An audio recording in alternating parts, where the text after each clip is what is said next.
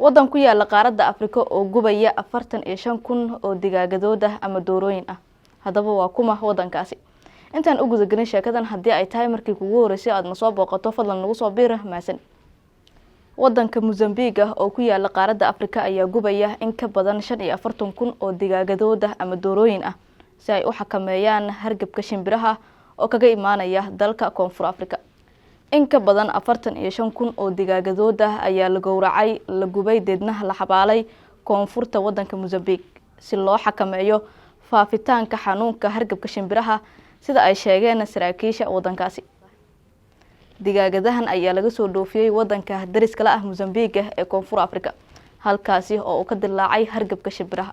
Hargabkan ayaa hadda waxa uu si xawli ah ugu faafaya degmo ku taala koonfurta dalka Mozambique.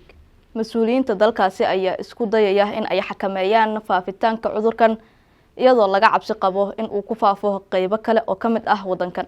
Hargabka shimbiraha waa cudur faafa oo ka yimaada digaagadaha iyo shimbiraha kale ee duurjoogta ah. Waxa uuna si xawli ah ugu dhex faafaa maalmo gudahooda shimbiraha duurjoogta ah iyo digaaga dhexdooda.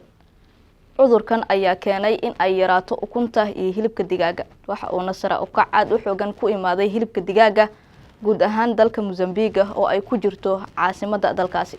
Qiimaha hilibka digaaga ayaa kor u kacay dalka Mozambique halkii markii hore uu ahaa 350,000. Hadda waxa uu marayaa laba laab ah lacagtaasi oo gaaraysa 600,000 oo ah lacagta laga isticmaalo dalkaasi.